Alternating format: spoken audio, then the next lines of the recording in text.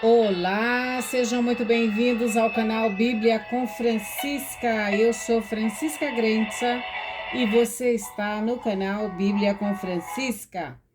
Se você ainda não é inscrito, se tu não és inscrito ou inscrita, eu te convido a inscrever-se neste canal que é um tesouro do Eterno para as nossas vidas.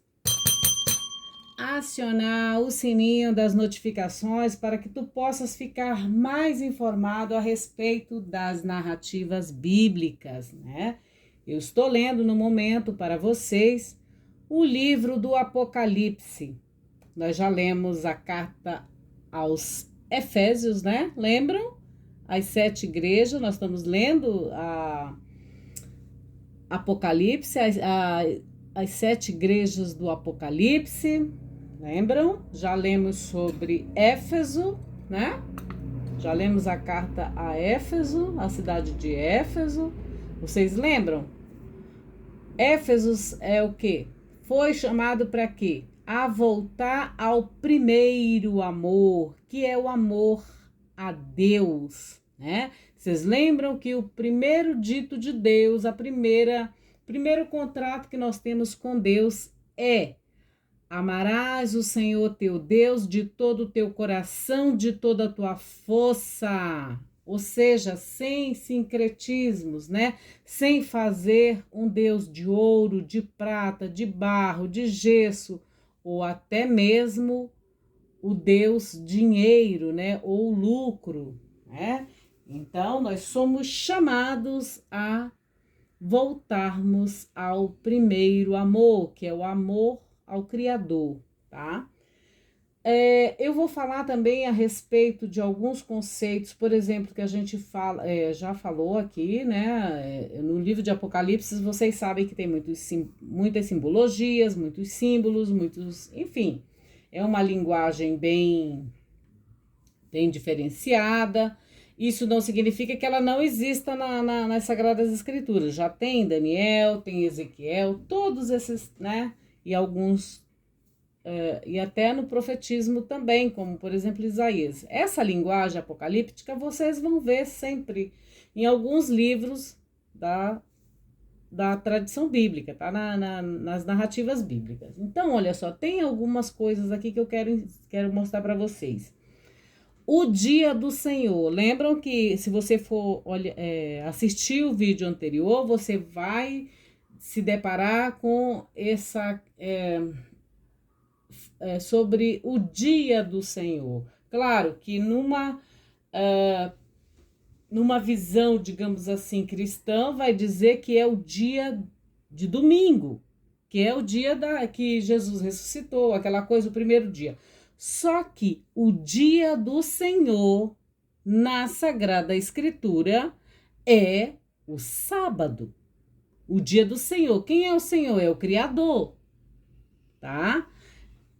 Isso tá ligado a Deus, ao Criador, a Shem, a Yud He Vav He, né? Ao Criador, ao Todo-Poderoso, tá? Então, olha só, isso eu quero explicar para vocês também. Eu não estou dizendo que de repente você não possa acolher que o domingo é o dia do Senhor. Se você levar em consideração a questão de Jesus, sim, ok, beleza, mas eu tenho que explicar isso para vocês em relação ao dia do Senhor. O dia do Senhor é o sábado, é o Shabat, é o descanso. Por exemplo, vou pegar aqui a referência. No livro de Bereshit, que é Gênesis, capítulo 2, versículo 2, narra-se o seguinte: no 7º dia, Sheva, né? 7. Deus concluiu a sua obra que fizera e no 7º dia descansou de toda a sua obra. Deus abençoou o 7º dia e o que mais? O santificou.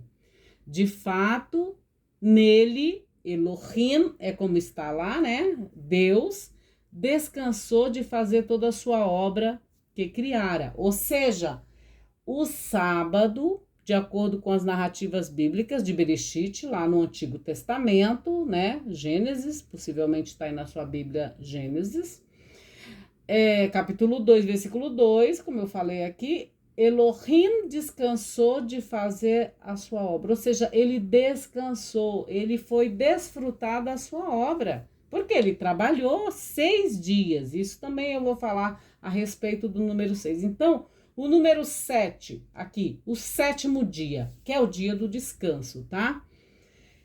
Ou seja, o Shabat, ou o sábado, o 7º dia, é um tempo santo, é um tempo kadosh, que devemos reservar para o Criador, né? Elohim, essa palavra Elohim, ela está na forma plural, ela é um plural, tá? Olha só, diz assim, ó. Sim, a respeito do 6, do 6º dia, porque vocês vão, ao longo dessa leitura do Apocalipse, vocês vão deparar com o 666, que não é 666, é 666. O 6 é referente ao 6º dia, refere-se à criação de Deus, tá? Claro que o outro lado se utiliza do que quer copiar tudo o que Deus faz, o outro lado quer copiar. Vocês entendem isso? Então, lógico que, né, enfim. Olha só, no 6º dia, Elohim, Deus, cria quem? O ser humano. Ou seja, o número 6 está ligado à criação. A criação e a criação do ser humano. Está ligada a homem. Homem, que eu tô dizendo, é a humanidade, tá? Então, está ligado, o número 6 está ligado à criação humana e também à criação de um modo geral, tá? Então, vocês já sabem que o número 6 representa a criação, tá? Tanto do humano quanto da criação como um todo, tá bom? Então, refere-se à criação. E o ser humano é incompleto, assim, no sentido, não é, ele é limitado, então, é nesse sentido, tá? Então, olha só, no 6º dia, Elohim, Deus cria o ser humano, lá em Bereshit, Gênesis, capítulo 1, versículo 26 ao 27, tá? No texto hebraico, o verbo, por exemplo, façamos, né? Lembram? Façamos o homem, o ser humano, a nossa imagem e semelhança. Façamos concorda com o sujeito Elohim, que literalmente significa deuses. Ambos, sujeito e verbo, têm a forma no plural, como eu falei para vocês, Elohim. Então, olha só, no plural, o ser humano, como diz assim, façamos, né? Aí você vai dizer, mas façamos, tinha mais de um? Note bem, tá na forma plural, tá? Façamos aqui, ó. O ser humano é a nossa imagem, conforme nossa imagem e semelhança. Que esse ser humano domine sobre os peixes do mar, sobre as aves do céu, sobre todos os animais domésticos acima da terra, bem como sobre todo réptil que rasteja sobre a terra. Aí, de novo, Elohim, Deus, criou o ser humano à sua imagem. A imagem de Elohim, né, que é Deus, o criou. Deus criou Ish, que é macho, e Ishá, fêmea, os criou. Deus, o que ele fez? Os abençoou. Depois vocês leem o resto, tá? Olha só, uma outra questão.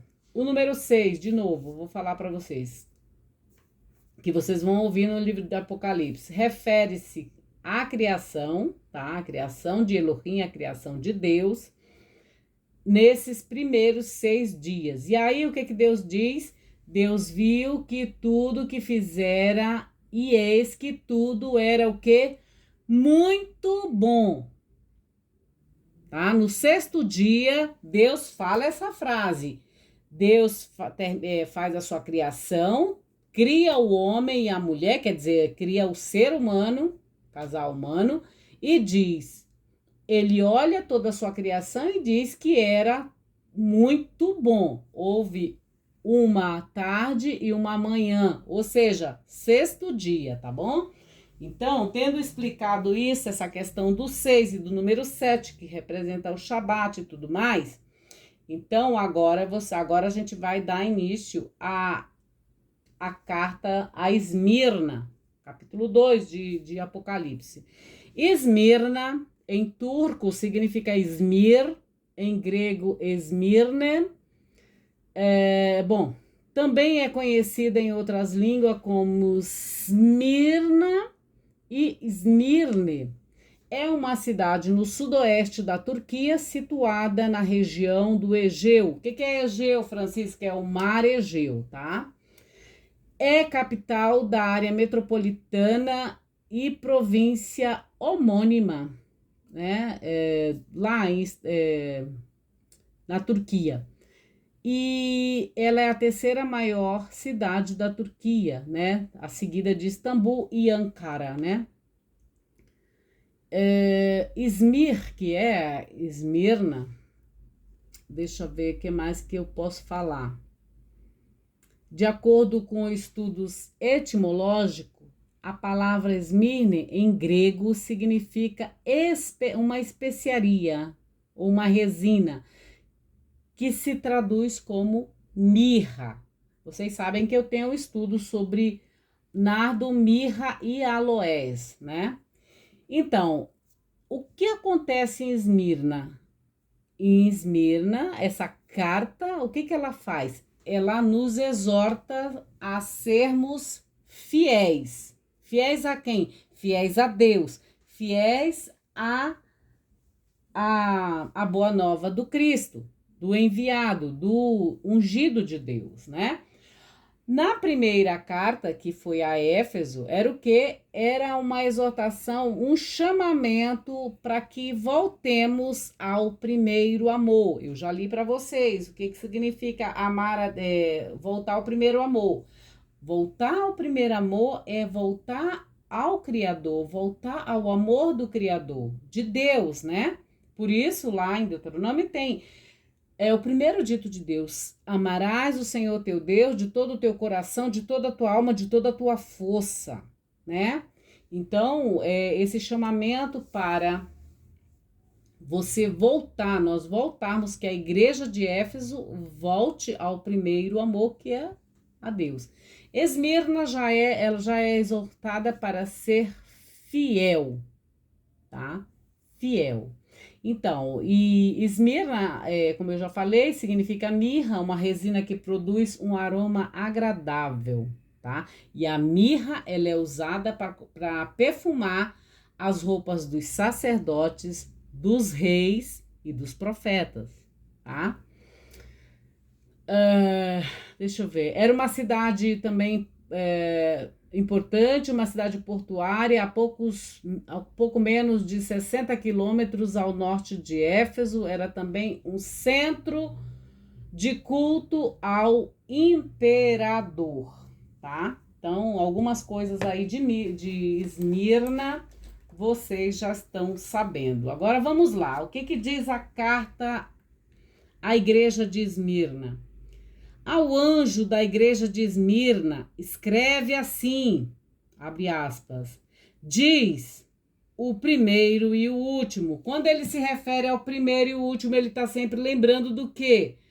Do Aleph, que é a primeira letra do alfabeto hebraico, e o Tav, e o Tav, tá? Que é a última letra do alfabeto hebraico. No grego, vai estar escrito o seguinte: eu sou o alfa e o ômega, a primeira letra do alfabeto grego, que é o alfa, e o ômega, que é a última letra do alfabeto grego. Ou seja, ele diz aqui o primeiro e o último, né?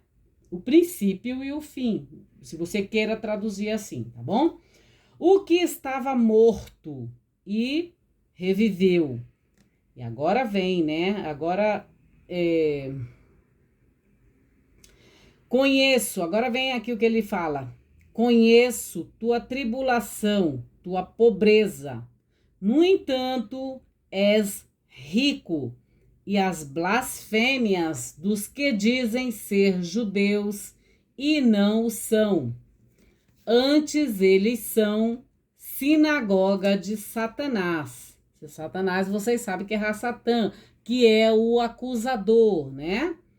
De Rassatã. Não temas, mais uma vez aqui um chamado à esperança, à confiança. Não temas o que estás por sofrer.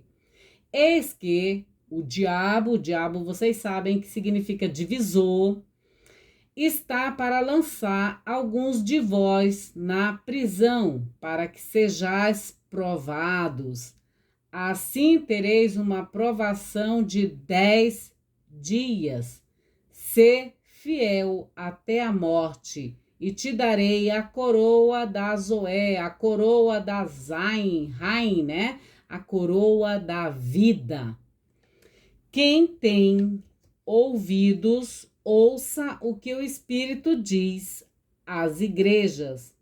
O vencedor não será atingido pela segunda morte, né? Que é a questão da morte eterna, da eterna, tá?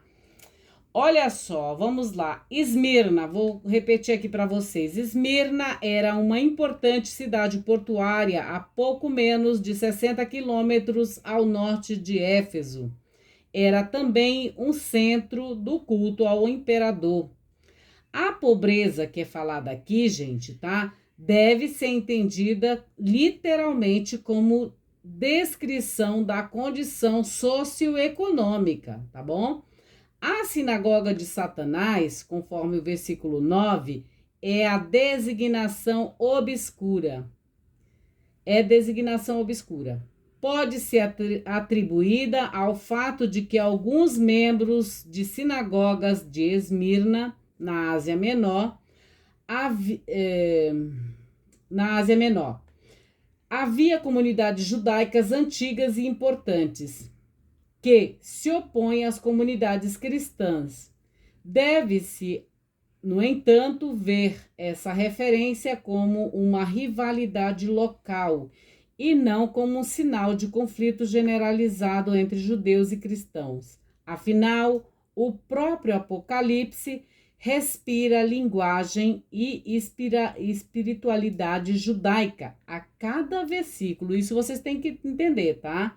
Que o Apocalipse ele é escrito por judeus que pensavam, claro, eles eram judeus, pensavam como judeus, mas escreveram em grego, tá? Assim como às vezes a gente para ter maior amplitude daquilo que a gente das nossas ideias, a gente às vezes finda escrevendo em inglês ou em outras línguas, justamente para que a nossa mensagem, a nossa ideia chegue a mais pessoas, não é assim? Então, a mesma coisa, só que a gente, por exemplo, nós somos brasileiros, eu sou brasileira, né? O Matias, meu marido, que é professor também, ele é alemão.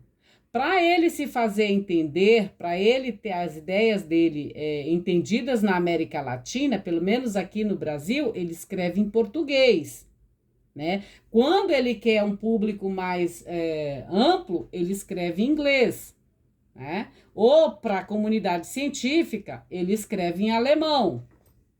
E vocês entendem isso? Então, é isso que acontece aqui, tá? Deixa eu ver o que mais que eu posso falar para vocês. Deixa eu ver aqui. A linguagem e espiritualidade judaica a cada versículo. A referência aos 10 dias não é literal, mas indica um período limitado, conforme Daniel 1-10. João reflete um clima de crise, de tensão social nas comunidades, e isso pode ter gerado expectativas de perseguição e prisão. Lembrem-se que eles estão sob a tutela, estão sendo... É o Império Romano quem está, né? Cuidando de tudo isso. Então, eles estavam nesse período que... Enfim. Olha só, sobre o número 10 também eu tenho que falar a respeito que ele falou sobre os 10 dias, né? Para formar uma minhã, são necessárias 10 pessoas que formem uma unidade. 10 também indica grande quantidade, conforme Gênesis 31, 7. Ou é simplesmente um número redondo, como em Mateus, capítulo 25, versículo 1. Indica também listas completas. Pelos 10 dedos das mãos, é fácil lembrar a lista, né? Indica um tempo limitado, curta duração, conforme Daniel, capítulo 1, versículo 12 e 14. E aqui em Apocalipse 2, 10. Pode indicar também imperfeição. A besta só tem 10 chifres. Não se esqueçam disso, tá? Tá em Apocalipse 12, versículo 3. Também existem os 10 ditos de Deus, as 10 mitvot, os 10 mandamentos, os 10 preceitos, as 10 pragas e também as 10 bênçãos, né, gente? Tá? Que mais que eu tinha que falar aqui para vocês? Eu já falei sobre o Filho do Homem, né? Que é Jesus como juiz escatológico, apresentado no livro de Daniel, capítulo 7, 13. Enfim, que mais que eu posso falar para vocês sobre isso? Bom, por enquanto, ficamos aqui sobre a carta a Esmirna. 10 também, gente. Por exemplo, 10 é a letra Yud do alfabeto hebraico. Lembra que nós estudamos aqui? Então, a letra Yud do alfabeto hebraico, né? Vocês lembram? A letra Yud? Pois é. Lembram que é a 10ª letra? Ela representa a mão de Deus, a continuidade, enfim. Vocês lembram disso? Pois é, se você ainda não assistiu sobre as letras hebraicas, eu te convido a acionar esses vídeos aí das letras hebraicas, do alfabeto hebraico, do Aleph Bet, e ir lá e assistir, tá bom? Olha só, o 10 representa também a letra Yud, né? Que é a menor letra do alfabeto do Aleph Bet, né? Que mais que eu posso dizer sobre... sim, olha só, tem como significado as bênçãos de Deus, se manifestam quando elas se manifestam no aspecto da natureza. Bom, é isso, gente. Então, eu fico aqui, já li para vocês a carta à Igreja de Esmirna. Então, se você ainda não é inscrito, inscreva-se no canal Bíblia com Francisca, aciona o sininho das notificações e vem participar desta comunidade digital que cresce a cada dia.